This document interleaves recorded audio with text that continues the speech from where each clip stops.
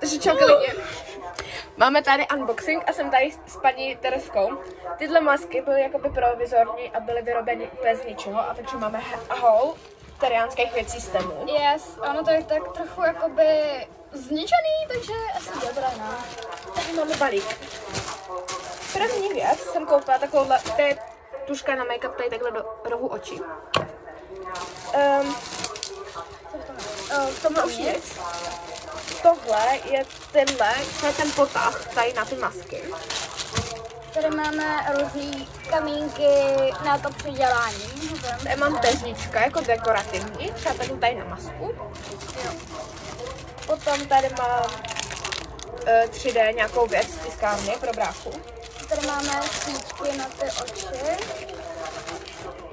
Tady máme plastelínu, s který budeme dělat 3D nos a piercingy do masek. Tady máme chlupy. Tady už máme vyndaný ocas. Mega ho miluju. Potom vám to ukážu na sobě. A potom máme jako i řeknu ceny. To nejde.